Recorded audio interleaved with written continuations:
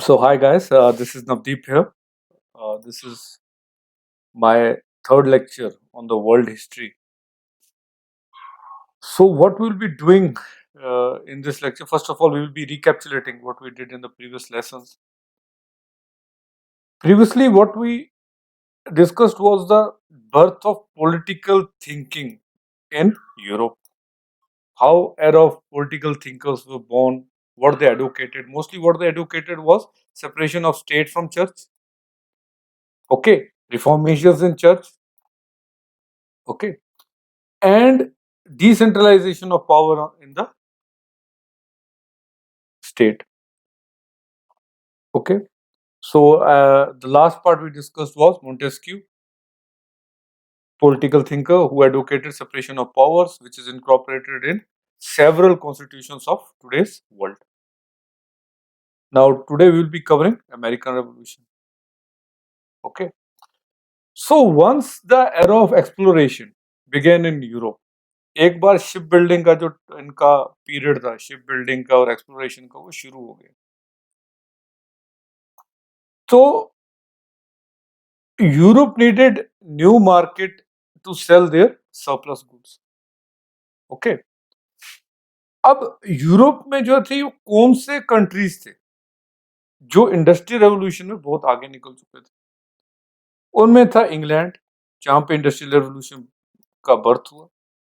फिर था स्पेन, फिर था आपका हॉलैंड, और फिर था आपका फ्रांस. जो फ्रांस का जो था ओवरटेक कर गया हॉलैंड को कुछ टाइम में. लेकिन फ्रांस में जो इंडस्ट्रियल रेवोल्यूशन है बहुत लेट शुरू हुआ. इंग्लैंड से तो बहुत ज्यादा लेट शुरू हुआ. ओके, तो अब ये चार की चार जो कंट्रीज थी, चार के चार के जो इनका रोल था, जो इनका मेन एम बना, वो था जितनी कॉलोनीज हो उतनी ज्यादा एक्वायर कर सके, ताकि इन्हें रॉ मटेरियल मिल सके और ये अपना जो सरप्लस प्रोडक्शन है वो वहां जाके सेल कर सके. इसी के लिए बहुत ज्यादा एक्सप्लोरेशंस निकली. इवन जो मोनार्की होती थी कंट्रीज की, वो फंड करती थी एक्सप्लोरेशंस, ताकि नए से नया मार्केट मिले. अब उस टाइम पे भी जो ग्लोरियस मार्केट था, मैंने शायद लास्ट क्लास में डिस्कस किया है कि अगर आप एक स्केल लेंगे जीडीपी का अराउंड इन 17th सेंचुरी, तो आपको इंग्लैंड, इंडिया और चाइना सेम स्केल पे मिलेंगे. ओके, तो चाइना और इंडिया का कलेक्टिवली परसेंटेज जो था जीडीपी का वो बहुत ज्यादा था. लेकिन इंडस्ट्रियलाइजेशन के बाद जब आप मर्केंटाइज गुड बढ़ने लगा आपका, और रॉ मटेरियल्स की अवेलेबिलिटी आपको बहुत होने लगी, तो यहाँ पे जो है, जो आपका गिल्ड सिस्टम से जो इंडस्ट्रीज चल रही थी, उन पे प्रोडक्शन कम होती. ओके, चलिए इसमें हम लेटर ऑफ में भी कुछ बात करेंगे. ये पॉइंट मैंने इसलिए यहाँ पे कह रहा हूँ कि अब सरप्लस गुड इतना हो चुका था इंग्लैंड के पास कि इन्होंने टेरिटरीज के लिए कॉलोनाइजेशन करना शुरू कर दिया. कोलंबस जाते हैं, पहुंचते हैं, उनको इंडिया आना होता है तो पहुंचते हैं जाके अमेरिकन कॉन्टिनेंट. ओके, तो अमेरिका जो उस टाइम था, जो इंडिजीनियस जो अमेरिका था, वो इनहेबिट करते थे इंडिजीनियस लोग वहां के, जिन्हें रेड इंडियंस कहा जाता है. ओके, वो इनहेबिट करते थे इंडिजीनियस लोग वहां के, जिनको रेड इंडियंस कहा जाता है. They were not so much advanced in terms of weapons, in terms of shipbuilding, in terms of industries as the Europeans were. So what they did, for example, this is American continent. Once they reached here, what they did, they started killing them and pushing them inwards. Okay, this happened from both the sides. So the red Indians got squeezed somewhere in a small portion of the American continent, and all the seaports and the sea location was acquired by the European powers. In the 17th century, England had 13 colonies in America, which it had captured. Okay, All these 13 colonies are part of now England and Canada and Eastern USA. Those 13 colonies of England. Okay. So this is about me that will do. Okay. Now, 1492, Christopher Columbus reached America. Okay. Sir Walter Rand established short-lived Roanoke colony in 1585. Okay. So this was a short-lived colony that was established around in 1585. Around 90 years it took them England to establish their first colony there. And then the Virginia, the modern Virginia that we see in US, the state, it was the first British colony there. Okay. Now there were three competing parties for the whole colonization of America: England, then France, Holland, and Spain. Okay. Today's new York, जिसे हम आज का New York कहते हैं, it was captured by Dutch. Netherlands had captured it, and they even named it New Netherland. Okay, so it was later when British captured it, they named it New York. Okay, let's see that. So in 1606, King James I of England granted charters to two companies. Okay, to establish settlements in North America. Once you have squeezed the uh, indigenous population to somewhere in the middle, and you have a vast land and resources to yourselves, what you do? You give a charter to the two companies. Okay, like a charter was given to East India Company for trade in India. Same in the same way, a charter was given to two companies, which were those two companies, Plymouth Company and London Company, and both were given that charter to establish settlements in Northern America. Okay, so this was it. On the western side of Atlantic Ocean, if you see, these were the 13 colonies which British acquired. Okay, so now earlier also told you there were three more powers competing with British. Those were Dutch, Spain, and France. Okay, it is said that British somehow won from Dutch and Spain, but only France was giving it a tough competition. Then the Anglo-French Wars happened. That's a separate chapter that we will do afterwards. So these were the 13 colonies that were established by the Britishers. Okay, what they did here, the northern part of these colonies, okay, if this is center, the northern part of these colonies, which include New Jersey, New York, Plymouth, these were dealing with fishing and shipping business, fishing and shipbuilding industry it had here. Okay, so it was more industrialized. Whereas the southern part of the colonies had large plantations of tobacco and cotton. So one part has fishing and shipbuilding industries, another part has plantation industry. So which part, according to you, will require more slaves? Okay, so yes, it is the southern part which will require more slaves. So southern part of these colonies had a slavery system, whereas the northern part was a bit of liberal.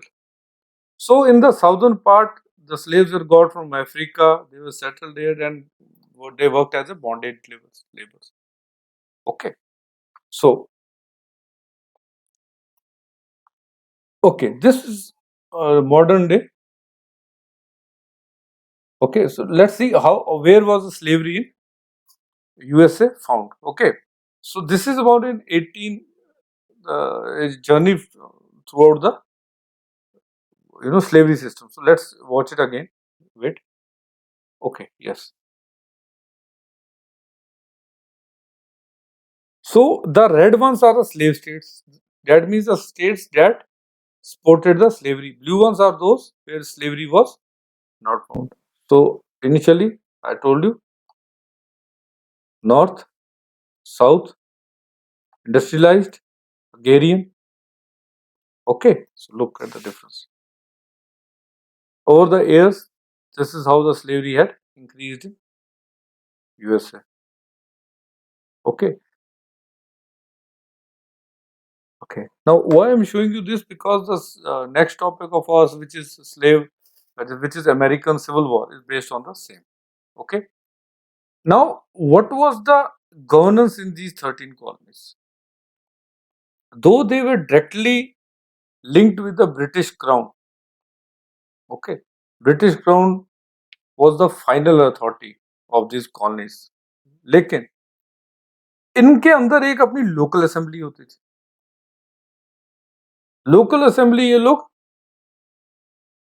Voting करके खुद ही चुन लेते थे. अब voting rights जो था सबको नहीं था.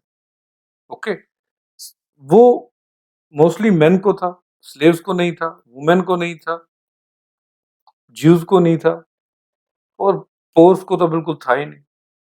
ओके, सो मोस्टली ये मेन को था, और ऐसा कहा जाता है कि 10% ऑफ द टोटल पॉपुलेशन को और 75% ऑफ द मेन जो थे रहने वाले, उनको वोटिंग राइट्स थे. अब ये जो लोकल असेंबली बनती थी 13 की 13 स्टेट्स में, हर किसी में अलग अलग लोकल असेंबली होती थी. इसका काम क्या होता था? इसका काम होता था लोकल मैटर्स को देखना, लाइक आपका रोड बनाना, या सीवेज का सिस्टम हो गया, या लोकल कोई भी आपका एनर्जी प्रोवाइड करना, कुछ भी, वो लोकल मैटर्स जो ये आपकी लोकल असेंबली देखते थे.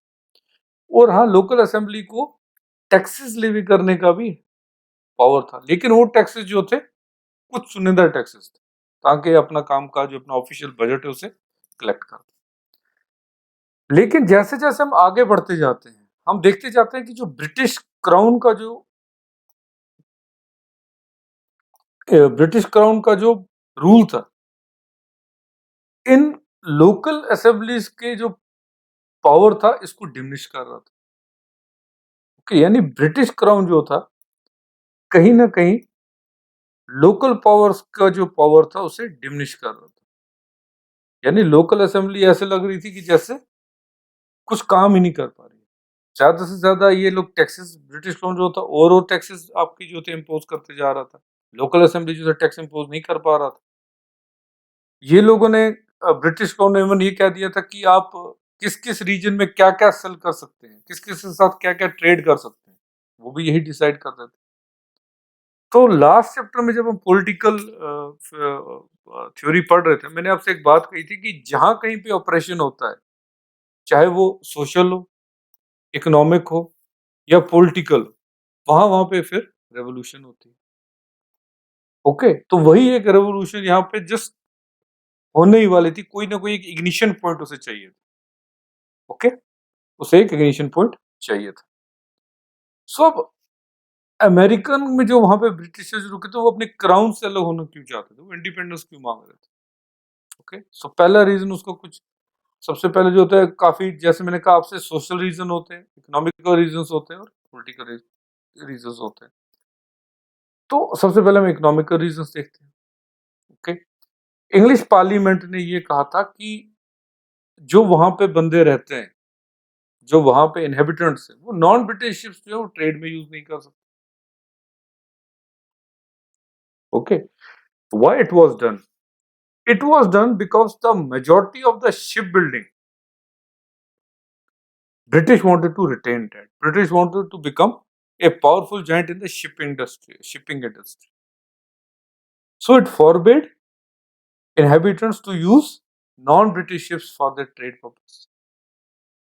Okay, and as the southern colonies were doing plantation, so what the parliament ruled, that the plantation products such as tobacco, cotton, and sugar could only be exported to England. So why to England? ताकि जो इस पे अगर कोई tax वगैरह levy करना है, तो वो इंग्लैंड ही करे. ओके, इनका गेन जो है, जो मॉनेटरी गेन है, वो लिमिटेड रहे। ये इसका एक रीजन था। हैवी ड्यूटीज जो थी इम्पोज की गई थी इंग्लैंड पार्लियामेंट की तरफ से इनके ऊपर, जो इनहेबिटेंट्स थे इनके ऊपर। अब हैवी ड्यूटीज का क्या, यहाँ पे एक शॉर्ट में अगर आपको मैं समझा दूं, फॉर एग्जांपल ये ए पॉइंट है, ये बी पॉइंट है। अगर ए कहता है कि आप जो है वहां से जब सामान भेजते हैं हमें, तो यू डोंट हैव टू पे एनी टैक्सेस, ओके। लेकिन जब आप हमारे यहाँ से सामान लेते हैं, यू हैव टू पे taxes. Same thing was happening between the colonies and the England, okay. वो नहीं चाहते थे, जो इंग्लैंड था वो नहीं चाहता था कि कॉलोनीज जो है वो अपना इकोनॉमी को अच्छी तरह डेवलप करे, इसलिए वो उनके प्रोडक्ट्स पे हैवी ड्यूटी लगा देते थे और अपना सामान बहुत ही कम रेट पे, वहां बहुत कम टैक्सेस पे वहां जाता था, okay. So heavy duties on the import of goods in the colonies from other places, ये एक रीजन था। The colonies were also forbidden to start certain industries, for example iron works and textiles. जो आपके northern colonies थी, जो कि industrialisation का जैसे एक सबसे स्फेयर माना जाता था और इसे प्लांटेशन का स्फेयर माना जाता है, लेकिन यहाँ पर भी आप कुछ टाइप की इंडस्ट्री चला सकते हैं। आप आयरन वर्क्स और टेक्सटाइल की इंडस्ट्रीज यहाँ पे नहीं लगा जाता। टेक्सटाइल पूरे का पूरा आपका इंग्लैंड में था, ओके। आयरन जितना अगर यहाँ से रॉ मटेरियल निकलता था तो वो उनको इंग्लैंड भेजना होता था और इंग्लैंड की इंडस्ट्रीज में वो प्रोसेस होकर वापस इनको ऑन हैवी ड्यूटीज बेचा जाता था, ओके। तो ये कंडीशन हो रही। ये सब जो किया गया था, ये इसलिए किया गया था कि जो यहाँ की अपनी इकोनॉमी है वो डेवलप ना हो, इनको इकोनॉमिकल ऑपरेशन दिया गया था, ओके। अब टैक्सेस टू फाइनेंस वॉर्स। अब मैंने जैसा आपसे कहा कि चार मेन कंट्रीज थी जो compete कर रही थी यूरोप में एक इंडस्ट्रियल जायंट बनने की। उनकी ज्यादा से ज्यादा कॉलोनीज हो, ये सब की एक रेस लगी हुई।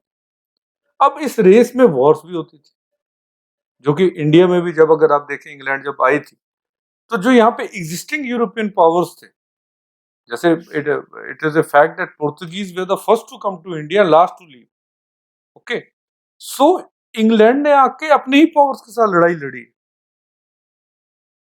तो ये वॉर्स तो बाकी दुनिया में भी इन्होंने लड़ी हुई, okay.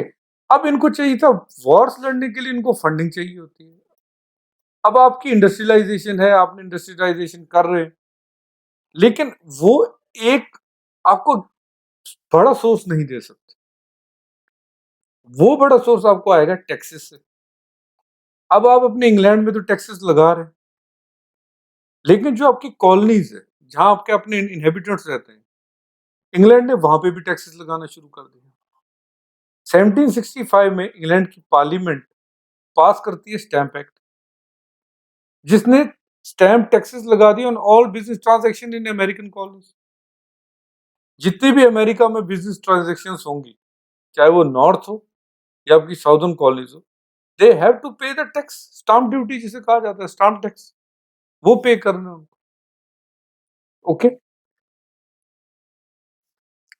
And revenue stamp up to 20 shillings were to be affixed to legal document and other papers। तो ये एक फीस रखी गई थी। अब जब उन्हें टैक्सेस लग गया, कहीं ना कहीं ये जो इनहेबिटेंट्स थे, ये इंग्लैंड की प्रोस्पेरिटी के लिए काम कर रहे हैं, और अगर आप इन्हें इकोनॉमिकली और अप्रेस करें, आप इनके ऊपर टैक्सेस लगा रहे हैं, तो ऑफकोर्स रिजेंटमेंट होगी। मैंने आपसे कहा कि जहां भी ऑपरेशन होता है, वहां पे आप उसे कहीं ना कहीं एक बगावती सुर तो निकलता ही है। तो वो बगावती सुर आया यहाँ पे। इन्होंने क्या किया, जो कॉलोनीज थी, इन्होंने इंग्लिश गुड्स को बायकॉट करना शुरू कर दिया। और कुछ जगह पे, कुछ स्टेट्स में ऐसा भी हुआ, कुछ कॉलोनीज में ऐसा भी हुआ, जो टैक्स कलेक्टर्स उन्हें मारा गया, ओके। अब कॉलोनिस्ट का कहना क्या था, उनका आर्गुमेंट क्या था कि हम टैक्स क्यों नहीं पे करेंगे। उनका कहना यह था कि इंग्लिश जो पार्लियामेंट है, इंग्लिश पार्लियामेंट में इन कॉलोनी से कोई भी रिप्रेजेंटेटिव नहीं है, अब अगर फॉर एग्जांपल ए जगह है, फॉर एग्जांपल बी एक जगह है, ए बी का पार्ट है, ओके, बी एक कंट्री और एक इसकी स्टेट है। आपका एक पार्लियामेंट्री सिस्टम जहां पे मेंबर्स चुन के हर स्टेट से जाते हैं और वो लॉज बनाते हैं, और लॉज जब मेजोरिटी से पास होते हैं तो पूरी कंट्री में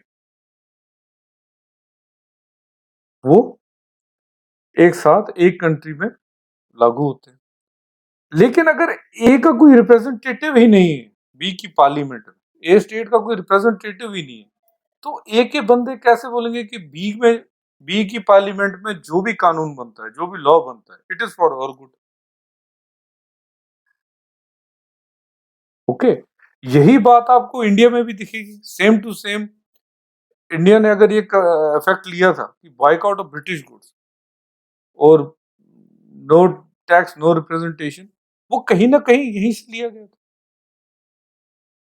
ओके, तो ये एक इन्होंने आर्गुमेंट दिया कि जब हमारा कोई बंदा ही नहीं है जो आपका रिप्रेजेंटेटिव इस कॉलोनी का आपके पार्लियामेंट में, तो आप कैसे हम पे जो है टैक्सेस लगा सकते। ओके, सो तीसरा जो था इसमें रोल ऑफ फिलोसफर भी था। रोल ऑफ फिलोसफर्स क्या था, जैसे मैंने आपसे कहा था रेनेसांस के बाद जो है, जैसे आपके लॉकी थे, हैरिंगटन थे, मिल्टन थे, उन्होंने फंडामेंटल राइट्स की बात कर ली थी, उन्होंने राइट्स को सेपरेट कर दिया था। उन्होंने कहा था कुछ नेचुरल राइट होते हैं और कुछ लीगल राइट्स होते हैं, ये हमने लास्ट लेक्चर में शेयर डिस्कस किया था। यहीं पर एक और जो थी मिल्टन और हैरिंगटन की जो राइटिंग्स में जो चीज आ रही थी वो फंडामेंटल राइट्स की, कि इसके साथ साथ तो फंडामेंटल राइट्स होते हैं। If someone is living in a democratic republic, he must have some fundamental rights. तो अगर इंग्लैंड अपने आप को डेमोक्रेसी कह रहा है, तो इंग्लैंड इंग्लैंड अपने सिटीजन को कुछ ना कुछ फंडामेंटल राइट्स तो देगा ही देगा। ओके, अब ये सारे जो थे फ्रेंच फिलोसफर्स थे, तो अमेरिकन थिंकर जो अमेरिका में रहने वाले, कॉलोनीज में रहने वाले थिंकर्स थे, थॉमस जेफरसन जैसे, वो इन फ्रेंच फिलोसफर्स से बहुत ज्यादा इंस्पायर्ड थे। उन्हें ये पता था कि अगर हमारा ऑपरेशन हो रहा है, चाहे वो सोशली हो, इकोनॉमिक हो या पॉलिटिकल हो, हम उसके लिए राइट टू रिबेलियन हमारे पास। Okay, support for the independence was forcefully expressed by Thomas Paine. Okay, Thomas pen एक पॉलिटिकल थिंकर थे, वो अपने एक पैम्फलेट लिखते हैं। पैम्फलेट का नाम था कॉमन सेंस। पैम्फलेट का नाम था कॉमन सेंस। वो उन्होंने ये बात कही कि आप एक जगह को अगर रूल करना चाहते हैं, तो आपको उस जगह के लिए, अगर आप एक एक्सटर्नल पावर और आप किसी जगह को रूल कर रहे हैं, तो आपको कहीं ना कहीं वहां की रिप्रेजेंटेशन चाहिए। ओके, जैसे मैंने आपसे अभी भी कहा था कि अगर बी एक जगह है तो उसको ए के लिए लॉ बना, तो ए के रिप्रेजेंटेटिव उसके पास होने चाहिए जो ना हो। अगर ए को आप बिल्कुल डिस्कनेक्टेड है और आप ए पे लॉ बना रहे हैं, तो रिजेंटमेंट तो होगी ही। ओके, और जो चौथा रीजन था वो था रेंट। ओके, रेंट क्या था कि आपके जो प्लांटेशन के जो साउथर्न जो कॉलोनीज जो प्लांटेशन के साथ डील करती थी, जो इंग्लैंड में बैठा एरिस्टोक्रेट था, उसने यहाँ पर लैंड खरीद लिया था। अब उन्होंने जब यहाँ पे लैंड बाय कर लिया था, तो जो ये लोग यहाँ पर फार्मिंग करते थे, उनसे वो रेंट लेते थे। ओके, सो ये एक अलग रीजन था रिजेंटमेंट का। ओके, अब हुआ क्या, जैसे मैंने आपसे कहा था कि जब तक रिप्रेजेंटेशन नहीं होगा तब तक आप टैक्स लगा नहीं सकते। अब जो लोकल असेंबली थी आपकी मैसाचुसेट्स की, जो एक स्टेट है यार, उन्होंने बाकी स्टेट्स को भी बुलाया और उन्होंने कहा दिस इज ए कॉमन, एक कॉमन गोल पे पहुंच गए कि ये कॉमन गोल है, एक कॉमन प्रॉब्लम है हमारे सामने। एंड यहाँ पर जो यहाँ पर जो मैसाचुसेट्स की जो मीटिंग थी, इसमें एक स्लोगन आता है, no taxation without representation. So this became a economic operation goal and slogan. Okay. And what they did in this meeting, they threatened to stop the import of British goods. Till when? Till British repeals this Stamp Act. उन्होंने कहा कि आप अपने हमारे यहाँ पे British good बेच के तो देखिए, हम उसे बायकॉट कर दें। जब तक आप ये स्टैम्प एक्ट जो आपने लगाया है, इसको आप रिपील नहीं करते। ओके।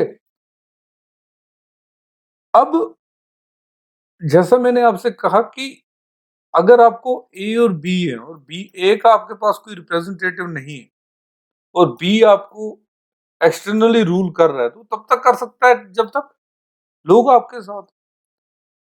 अब जब इन्होंने ये स्लोगन दे दिया मैसेच्यूसेट्स में कि हम जो है टैक्स तब तक नहीं भरेंगे जब तक हमारी रिप्रेजेंटेशन नहीं होगी। दूसरी बार हम आपके जो ब्रिटिश गुड्स हैं, इनको हम इंपोर्ट जो है बिल्कुल रोक देंगे। कब तक रोकेंगे? जब तक आप स्टैम्प ड्यूटी को रिपील नहीं करते। तो पार्लियामेंट, ब्रिटिश पार्लियामेंट जिसको लोगों में आना, लोगों की बातें सुननी चाहिए थी, कंसिडरेट करनी चाहिए थी, वो इनके ऊपर एक और टैक्स लगा देता है, कंज्यूमर गुड्स टैक्स। वो ने ये कहता है कि जितना भी आप ये consumer goods like paper, glass, tea, paint, जो भी कॉलोनीज में आती हैं, उन पे आपको टैक्स पे करना होगा। ओके।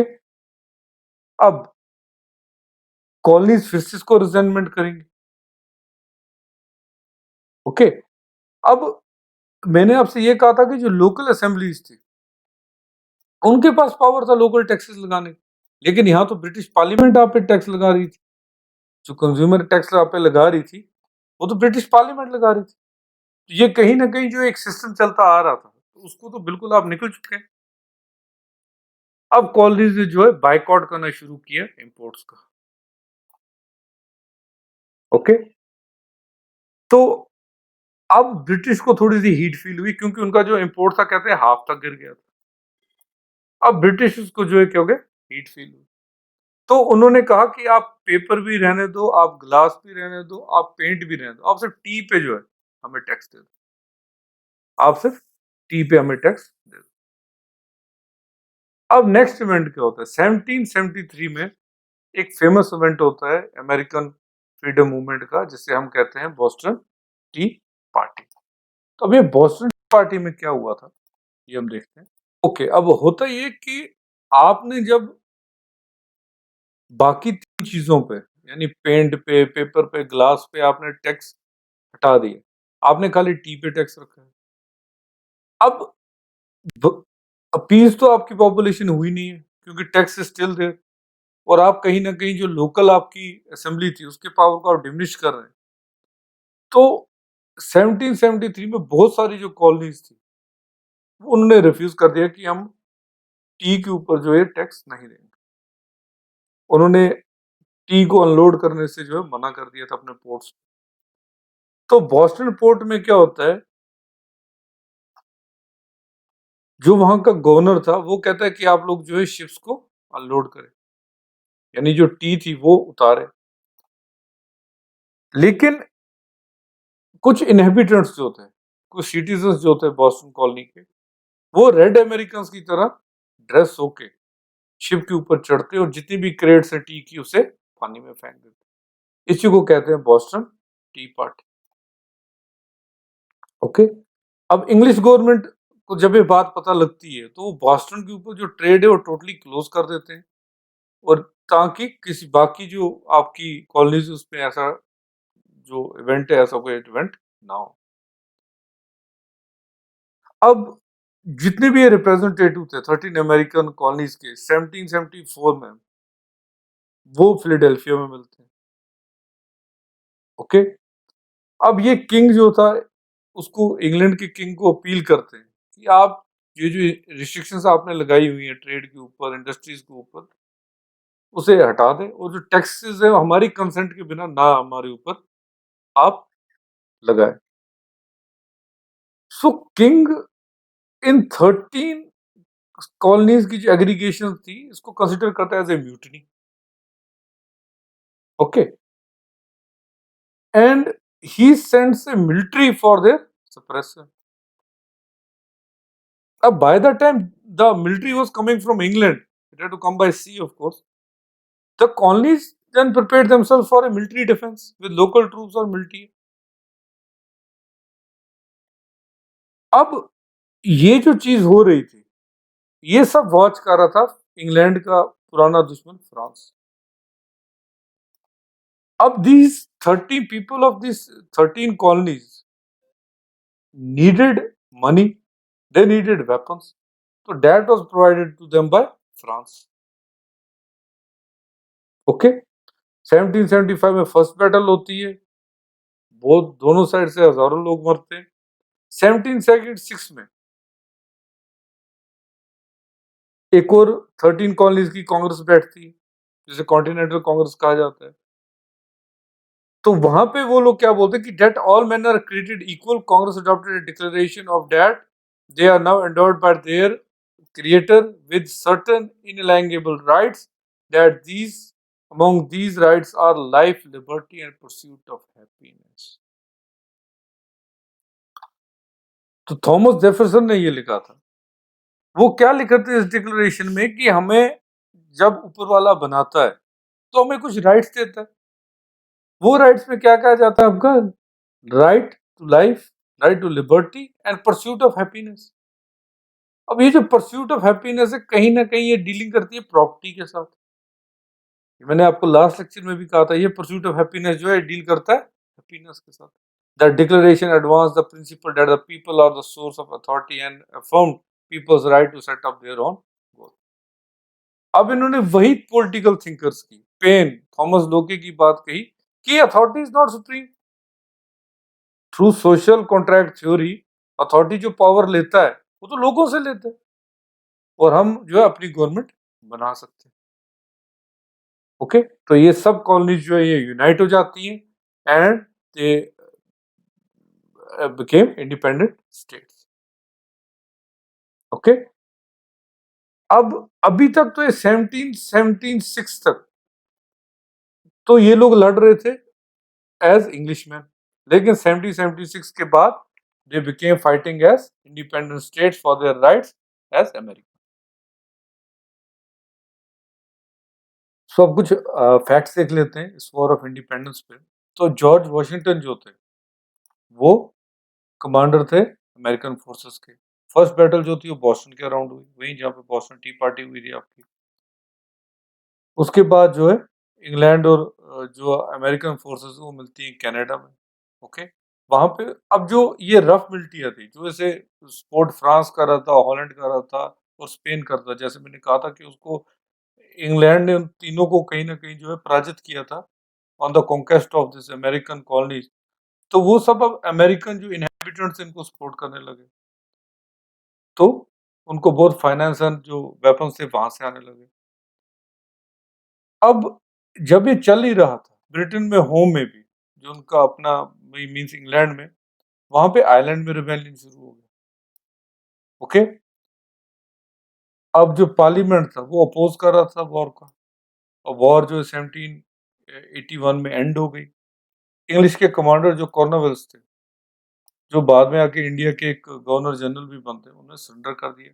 1783 में through treaty of Paris sign की गई, और ये जो 13 की 13 कॉलोनीज थी इनको इंग्लैंड ने एज इंडिपेंडेंट स्टेट्स रिकॉग्नाइज कर लिया.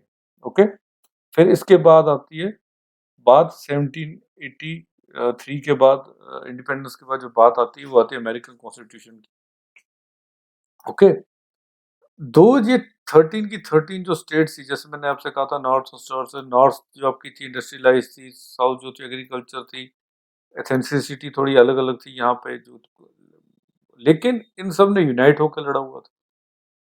ओके, तो 1781 में यूनाइटेड स्टेट्स, ये जो स्टेट थी ये मिलकर यूनाइटेड स्टेट्स बनाती हैं और एक नेशनल गवर्नमेंट बनाते हैं. ओके, अब जब गवर्नमेंट बनती है तो इसके लिए इनको कॉन्स्टिट्यूशन बनाना था. तो जो कॉन्स्टिट्यूशन इनकी जो कन्वेंशन थी वो फिलाडेल्फिया में बनती है, वहां बैठते हैं लोग और ये कहते हैं कि हम रिपब्लिकन फॉर्म ऑफ गवर्नमेंट हो गई. सो अमेरिका दस became the first Republican democratic government.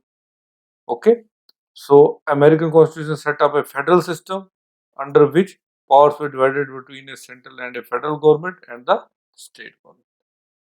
Okay, अब जो थॉमस जेफरसन थे, who was the author of the Declaration of Independence, campaigning for the additional Bill of Rights to the federal constitution. अब जो bill of rights का जो concept है वो Thomas Jefferson यहाँ पे डालते हैं।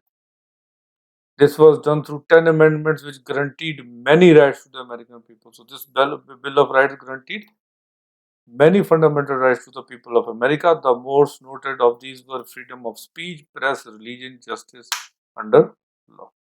Okay.